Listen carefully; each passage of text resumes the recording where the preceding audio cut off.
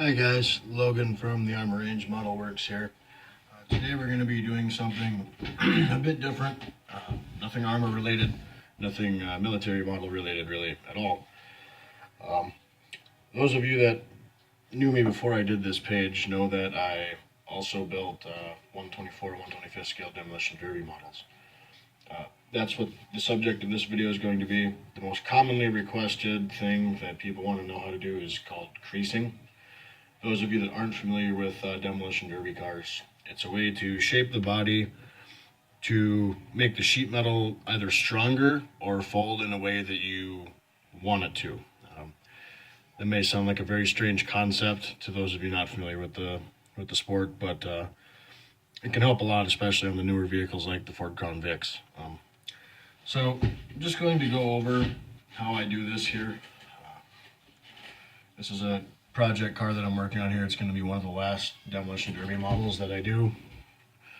At least one of the last ones I have planned for any time in the future. So what you will need, or at least for this method what you will need, a Dremel tool with the cutting ball on it. It's essentially the same round drill bit that a dentist uses on your teeth. I have them in a couple sizes. This here is a abrasive cone bit. It's essentially just a really porous stone ground into a point. A few fairly aggressive but small files, preferably with a rounded side instead of flat. This one here is a oval rat tail. And these two are, this one's flat on one side, curved on the other, and this one's curved on both sides. But they're fairly aggressive. They're not really for finishing, I guess you could say. They're basically the middle step between roughing it in and finishing it. So this is what we'll start with here. As you can see, these ones here, these fenders, these are finished. I don't know if the camera will really show it, but it's nice and smooth. The pencil marks there are just something for me to run off of, as well as some doodling for some paint ideas I did. Back one here is not quite smoothed in. It's a little bit rougher. If the camera will focus here. There we go. The holes are from getting a little too aggressive with the Dremel, as well as heat. This side here is the same way. A couple small holes to fix. This front fender here is just roughed in. It's not finished yet. But I'll be doing this rear pillar here to show you how I do this. As for like quarter panels in the back here, you can also heat them and press something like this bit or X-Acto knife handle into it and get that kind of nice dished look, and then kind of grind everything out how you want. But I chose not to do that with this one. These old AMT kits, the bodies are pretty thick, so I did it a very small amount right here above the wheel wells, but that was about it, and right under the lip of the quarter panels. But down here I left it just how it was and just ground away at the plastic. So the first thing you do, or first thing I do, hope you guys could see that just there, but yeah, creased in right here, right underneath the edges, and that was pretty much it. The first thing to do, or the first thing I usually do, is with a pencil or a super fine point Sharpie, kind of draw out your lines here as to where you want your creases to actually be.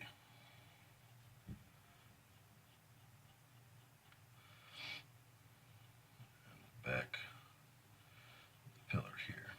Now, the way I mark them is I mark the black to be where the ridge in the crease is, not write everything in and then aug it all out.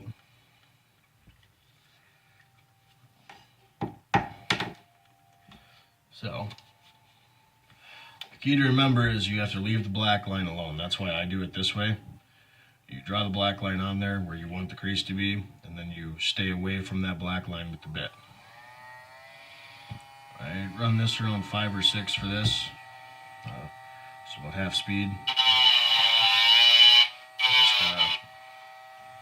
lightly dig into the plastic. It's a little difficult to do this far out on the desk. Usually I can rest my arms on the edge, but I just go nice and light at first.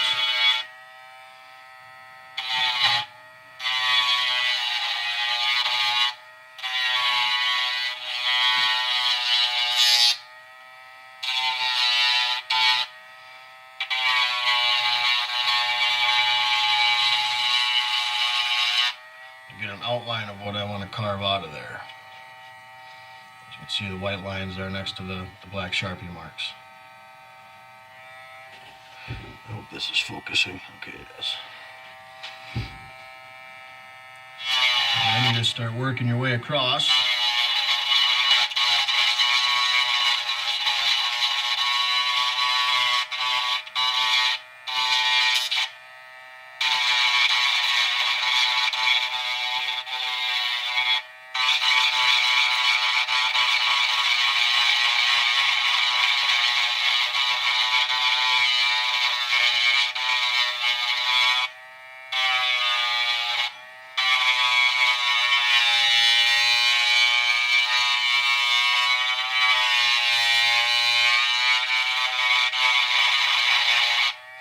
And the key is to keep checking the inside of whatever surface you're grinding on. I don't have a flashlight to demonstrate this, but I have a lamp off camera here. Hold it up and look through the plastic, see how bright the light is. It'll give you a pretty good idea as to how much you're thinning the plastic out. It's a real pain to have to fill this and make it look nice when the plastic is real thin, so less is more. Just go slow and be careful.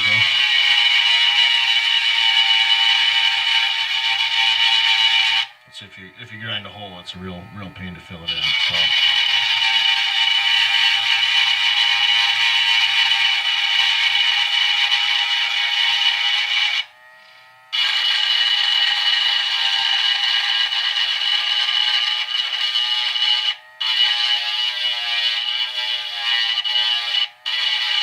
I find it to be helpful to switch directions every now and again.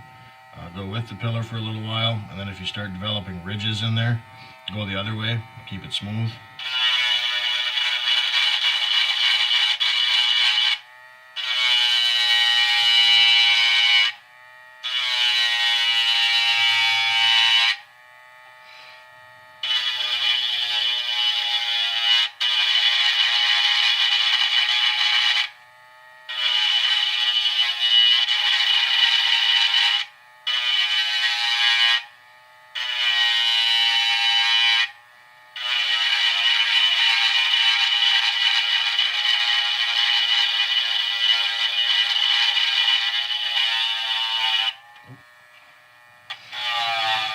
A little further into the black mark there than I would have liked.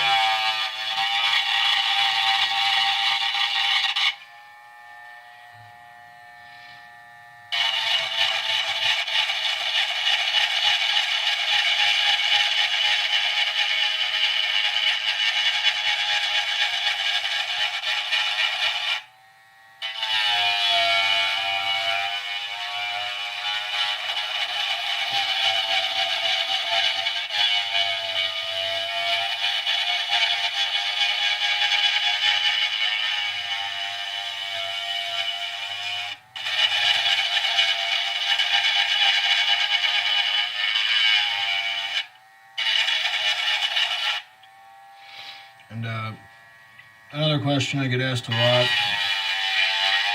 is what kind of Dremel I use. I use the Dremel brand. You don't need a super duper expensive one if this is all you're using it for, but I use it for a lot of other model building activities. So I got a fairly nice one here. It's variable speed, but the fairly cheap $20-$25 Harbor Freight or Walmart ones will work okay for this. I like the convenience of not having a cord, so.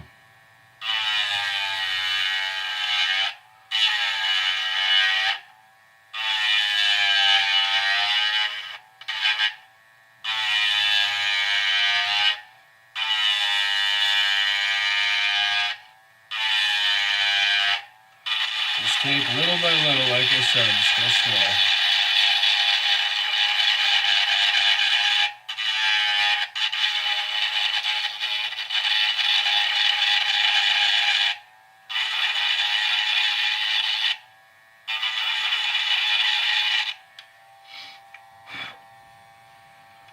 This does make a mess, so if you're a young model builder and you live with your parents and you do this stuff at the kitchen table or whatever, just be respectful. Don't leave a big mess for your parents.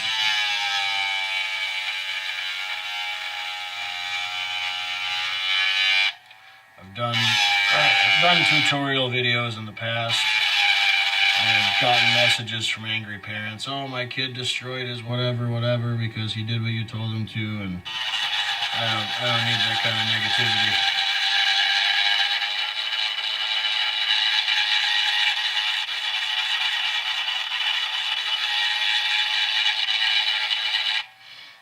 Okay.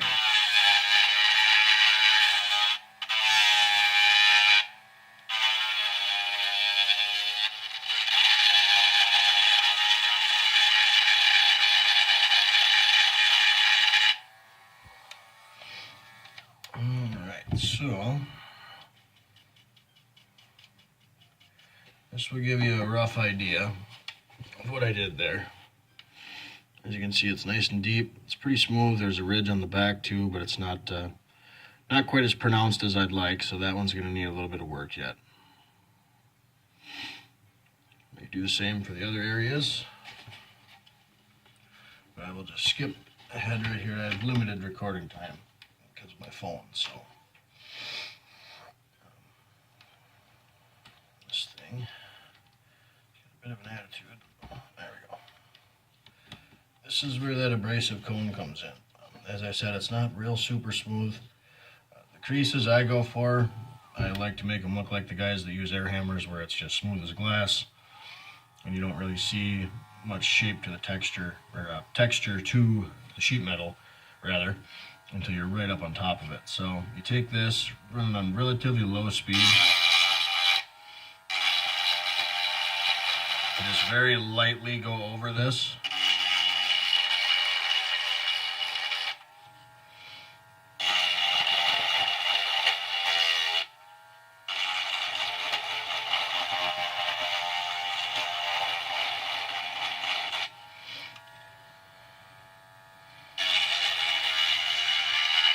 And I say very lightly because this abrasive bit doesn't work like those cutting balls do.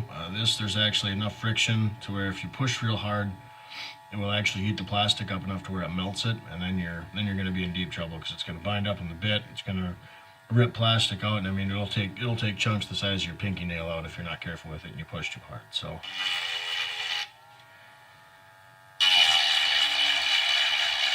Again, slowly, less is more.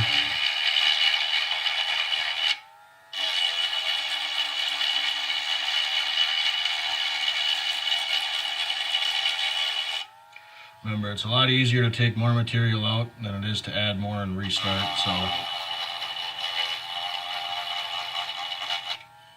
you just run it till you smooth it a little bit, look at it every few seconds.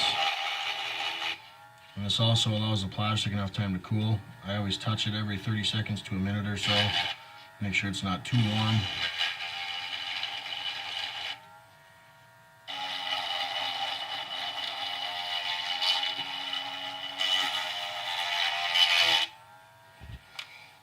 Okay.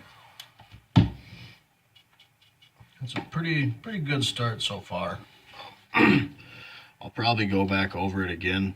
Make it a little bit deeper. I don't know if you can tell with the camera, but in the middle it's actually bulged up a little bit. I went a little bit deeper right up next to the ridges, so I gotta kind of dig that down a little bit more and smooth it out a little bit. But yeah, that's a quick crash course on how to body shape and crease these cars. It's something that takes some practice. So use some junk bodies, you know, the cheap Crown Vic bodies, stuff like that. Practice with it, you know. Don't jump in on a nearly finished build and try this out. Like I said, I don't need that kind of negativity in my life. The last couple steps, really, the files. The only reason why I mentioned those is you are going to run into stuff that the Dremel can't get to. Details that are just too small. As you can see in between these two marks here on the fender. Stuff like that you got to dig out with a file. Some of this stuff on the pillar back here, I had to dig out in shape with a file, which is time consuming, but you know, the devil's in the details. And the other thing I have here is a pretty aggressive cement. Will work really well for helping to smooth out that texture too. So either the Tamiya Extra Thin, which is, if you don't have some of this stuff, I highly recommend it anyway. So you should get some of that anyway. And the other stuff that works fairly well is the Testors Pink Label liquid cement. This was my old standby. I went to this, or used this for many years in model building until I tried out this Tamiya Extra Thin. So, and for that, all you do is you take the brush out, slather it on there. Once you're done with your finish work, when you're got it as smooth as you can get it with the tools, you just take that and just run it on there. Put it on pretty generously. If your plastic is super thin, where you can see that it's dark, like up here in this quarter panel, be careful applying it too heavily, because it can melt right through the plastic. So another thing you can do is also use a body filler of some kind. Putty, I use Milliput, which is a two-part epoxy. But the Tamiya putty, the Testors contour putty, stuff like that. So if this was helpful, please let me know, guys. I can do more how-to videos on the model derby stuff if you like. This one and one other one are going to be probably my last two cars, at least for the foreseeable future. I do have two station wagons to finish as well, but these two are going to be my last two from the ground up ones for quite some time. So if you guys would be interested in seeing a how-to series on that, I can go over the frame, I can go over the cage, I can go over how I build, all that stuff. If you guys want to know how to build cages and stuff like this, please let me know in the comments below. It's easier if you comment on the video, not on the post on Facebook, because this gets shared in many places on Facebook. So thank you very much for tuning in. Have a nice day. Please like, share, and subscribe to the channel. Bye-bye now.